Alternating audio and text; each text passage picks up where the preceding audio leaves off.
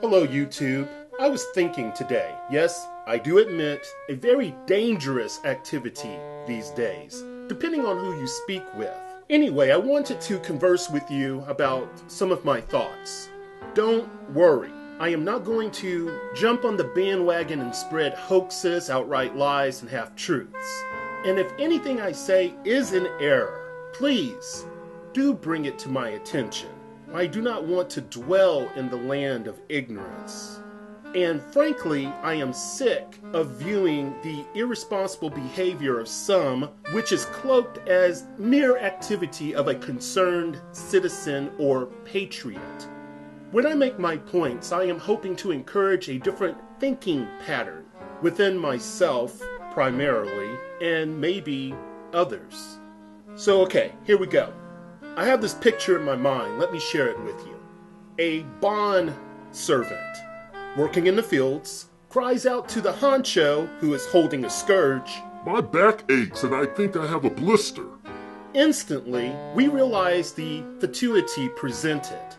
Like this servant, many people appear to hold on tenaciously, yes, tenaciously, to the notion that our leadership represents our interest and solely wants to promote our well-being.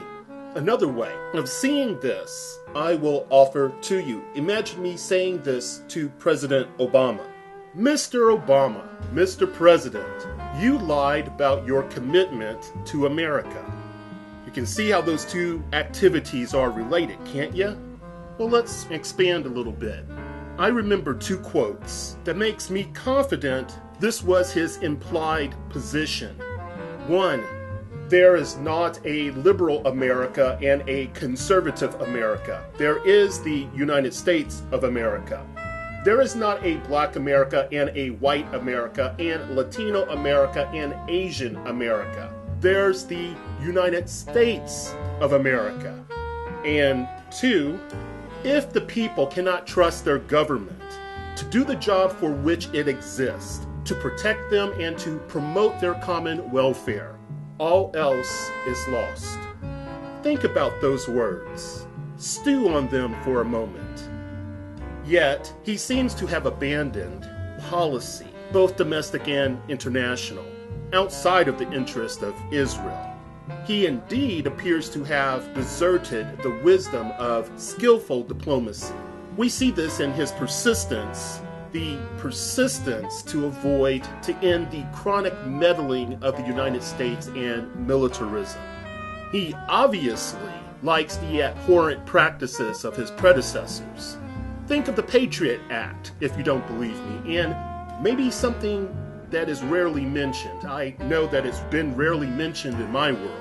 That would be the practice which began under George Bush and continues unchanged by our president. This would be the Supreme Court's February 2005 Johnson versus California decision. The decision basically stated that segregating prisoners by race, ethnicity, or language is illegal. But yet, he continues, like many leaders before him, and I am certain that many others will follow in his footsteps, our president had claimed he was going to change the way Washington operates. Maybe we should have asked specifically, repetitively, how he was going to change things. I remember him pontificating about how he was going to cut off the role of the big corporate lobbyists, make government more accountable and transparent, stop government use of secrecy to cover for illegal actions, and end cronyism as well as stop corruption. Yet many of us are foolish and apply patience and wait for this to occur, while others seem to enjoy the rose-colored glasses they sport, while the remaining try to see things as they are, to whatever degree they are capable of doing so. Now, whether or not you think a tiny cabal of international bankers selects our leaders, or that this clique, in a subtle manner, controls every significant facet of our society, or that they, what some would call the mysterious they, the powers that be, are gradually establishing a global Orwellian police state does not matter. Can you see the world, and especially the United States, what some call the United Snakes, is giving way to the pressure of its own weight?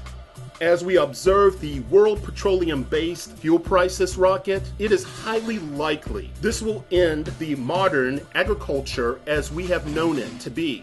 If you cannot see how, think of the level of food production at the scale necessary for our civilization to thrive, and how petroleum-based fuel impacts that when costs are driven up. After carefully considering the cards on the table, there appears to be little doubt that a sizable percentage of wealthy corporate elite anticipate, and maybe even have planned, but I leave that up for you to decide, an eventual suffering, a suffering that circles around economics, and the die-off of masses of humans around the world.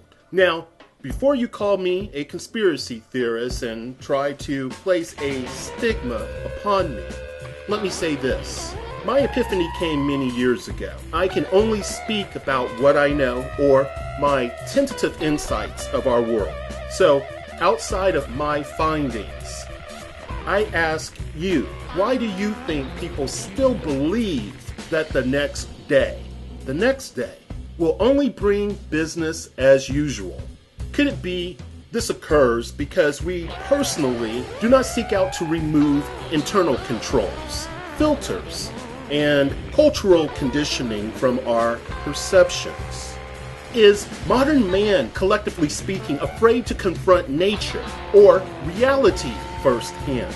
I am speaking of confrontation from the perspective of an unpasteurized, unretouched, unaltered, infinite rawness. What are your thoughts regarding this? Thank you for listening.